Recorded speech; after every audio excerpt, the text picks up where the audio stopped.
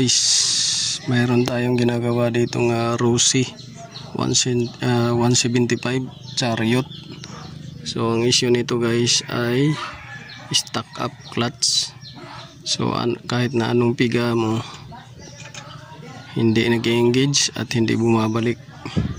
So ang gagawin natin dito, dapat ito tatanggalin natin to, itong cover na to. Yan, sa clutch cover. So clutch shell nya cover. So dapat tatanggalin natin to. Ang problema ay naka-welding to guys sa loob. So binarina ko na yan guys. Yan, binarina ko na para matanggal yung welding, pero kapit na kapit yung welding.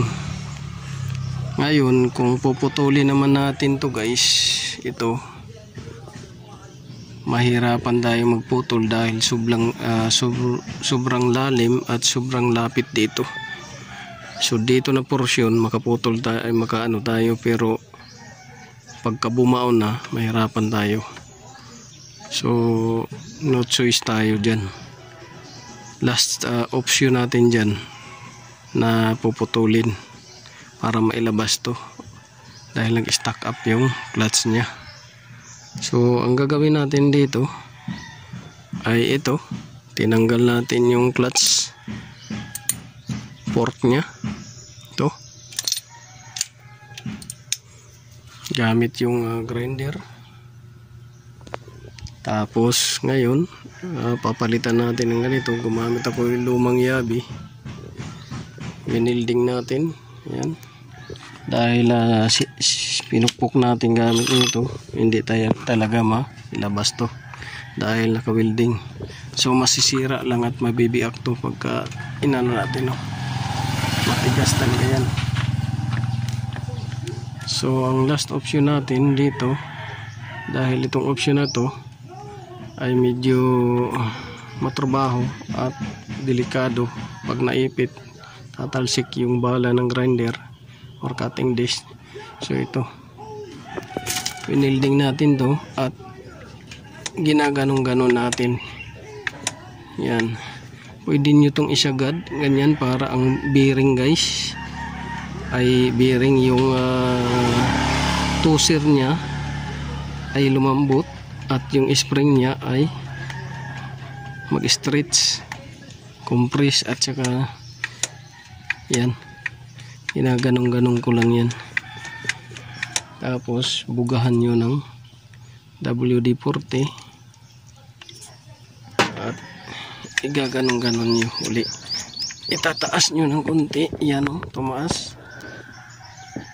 Pwede rin yan bababa, ayan, para matanggal yung kalawang nya at yung spring ay masanay yan. So dati hindi yan bumabalik, yan bumabalik ganyan, bumabalik na siya. Dati pag ganyan mo ganyan lang, pag ganyan mo ganyan lang din. So yan yung open nya, yan yung open. So pag welding ko niyan, tinandaan ko nakaganyan siya.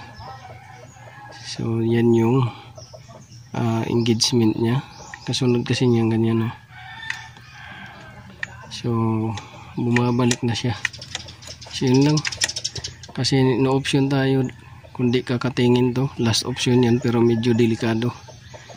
Yung first option natin dito, kasi dapat ilalabas yan at isisit uli sa loob. So yun, ganun lang guys, mag remedy rescue. So yun lang guys, sana nakatulong to sa mga nagre-repair ng motor at sa mga baguhan dyan na gusto matuto at sa mga customer na gusto mag DIY.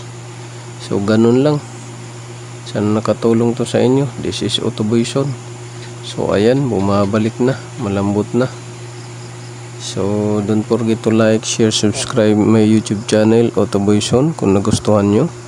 At pakipalo na rin guys ng ating page Autoboyson at Ubiquworks TV. At pasupport na rin guys ng ating munting channel. So God bless you all.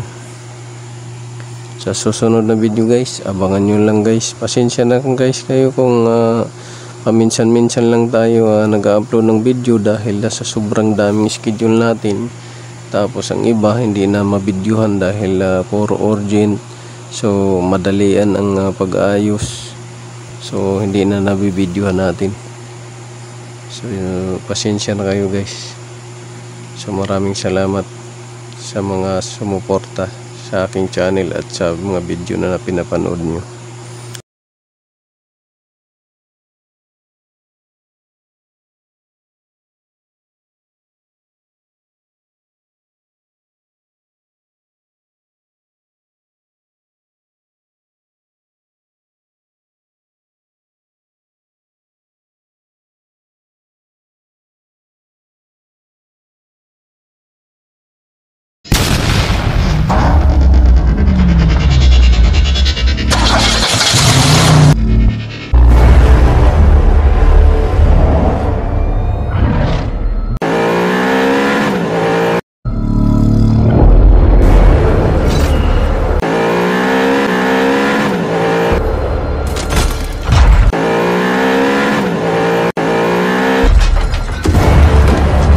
Make